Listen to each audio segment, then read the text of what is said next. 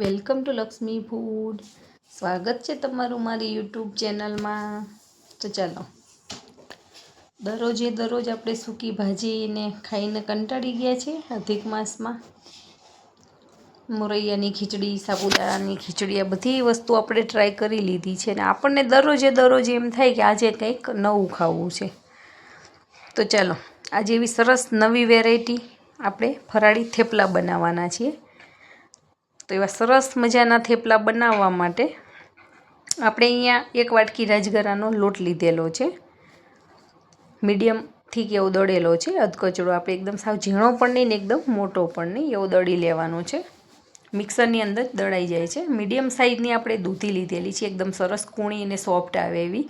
સફેદ તલ, મરી પાવડર, અડધી ચમચી હળદર, ટેસ્ટ પ્રમાણે મીઠું, અડધી ચમચી શેકેલા જીરાનો પાવડર, મોણ માટે આપણે 2 પાવડા જેવું તેલ લીધેલું છે.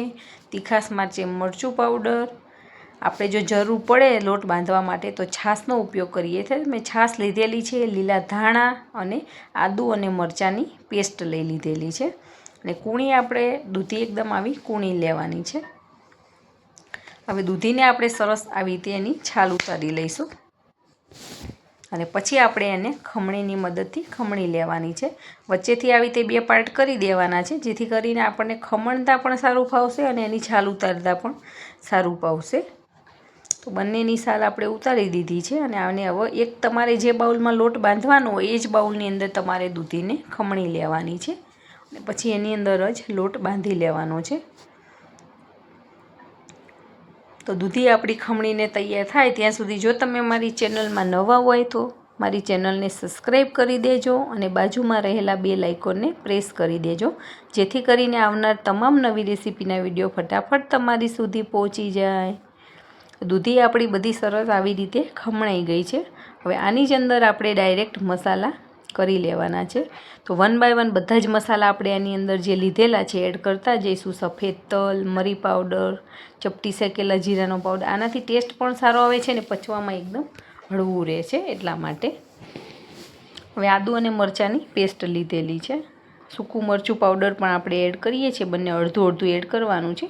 લીલું મરચું ને સૂકું મરચું. કલર સારો આવે એના માટે આપણે હળદર અને ટેસ્ટ પ્રમાણે મીઠું લઈ લેવાના છીએ. અને લીલા ધાણા તો અવશ્ય નાખવાના, એનાથી બહુ જ સરસ ટેસ્ટ આવે છે. અને મોણ માટે આપણે જે તેલ લીધેલું છે એમાંથી થોડુંક તેલ બચાવવાનું છે, આપણે લાસ્ટમાં એનો ઉપયોગ કરવાના છે. તો સૌથી પહેલાં બધા જ મસાલાને આપણે દૂધી સાથે મિક્સ કરી લેવાના છે. અને જરૂર પડે તો જ આપણે છાશથી લોટ બાંધવાના છીએ, જરૂર ના પડે તો નથી એમાં નાખવાની. હવે ચપટી મેં આની અંદર ખાંડ એડ કરી દીધેલી છે, કેમ કે આપણે છાશ નાખવાના છીએ એટલા માટે ખટ્ટો મીઠો ટેસ્ટ આવે એના માટે ચપટી ખાંડ એડ કરવાની છે. જો તમને ખાંડ ના ભાવે તો તમે સ્કીપ પણ કરી શકો છો. હવે તમારી દૂધી કેવી છે, આપણે જે સિઝન પ્રમાણે હોય છે કે સારી દૂધી હોય તો એની અંદરથી ઘણું બધું પાણી છૂટતું હોય છે. અને જો દૂધીમાં પાણી થોડુંક સુકાઈ ગયું હોય તો આપણે છાશ નાખવાની જરૂર પડશે. હવે લોટ આપણે ધીમે ધીમે નાખતા જવાનું છે. અને આ બધા જ મસાલા બનાવ્યા છે એની અંદર આવી રીતે એડ કરતું જવાનું છે. આપણો રાજગરાનો લોટ થોડો ચીકણો હોય છે એટલે થોડીક ચીકાશ થઈ જશે ને આપણા હાથમાં પણ ઘણો બધો ચોંટી જતો હોય છે. એટલે આપણે ધીમે ધીમે આને હળવાશથી બાંધી લેવાનો છે.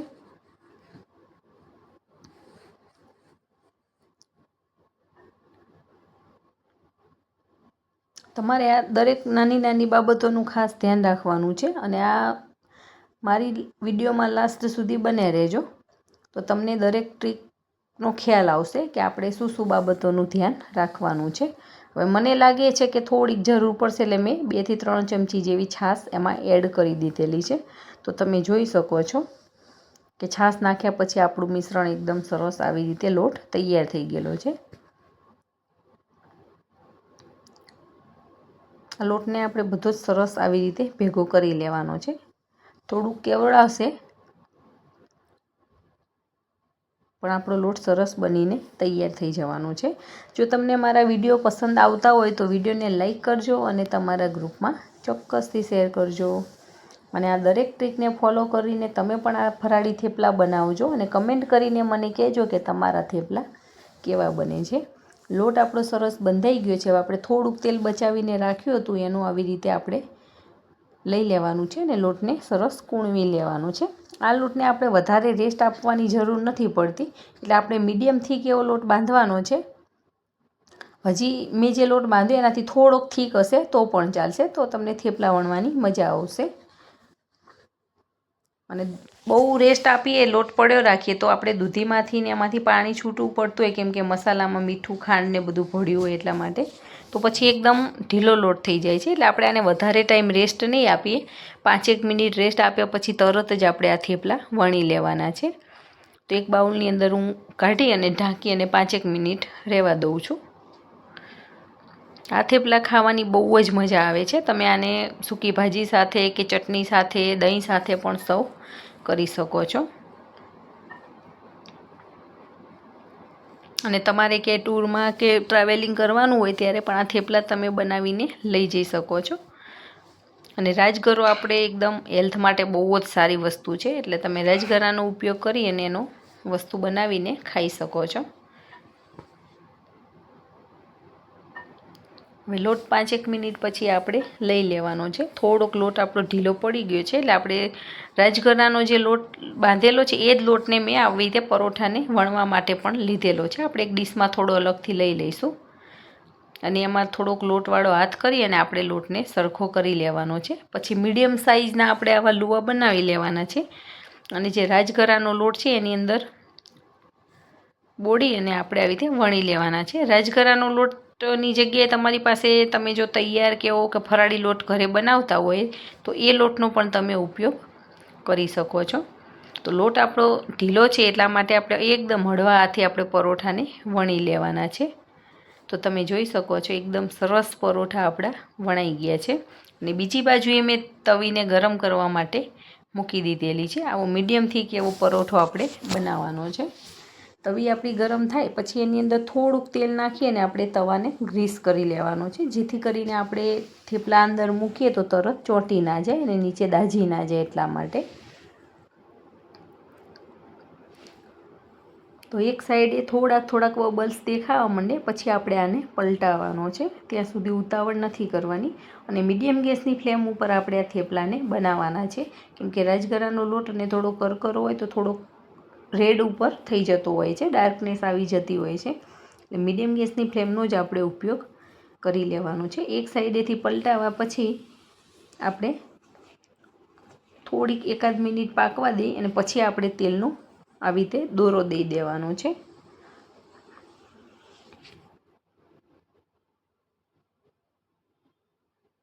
ઉપરથી પણ આપણે ફેરવી અને થોડુંક તેલ લગાવી દેવાનું છે, જેથી કરીને પરોઠા આપણા સરસ શેકાઈ જાય તેલની અંદર અને નીચે ચોંટી પણ ના જાય અને દાજી પણ ના જાય.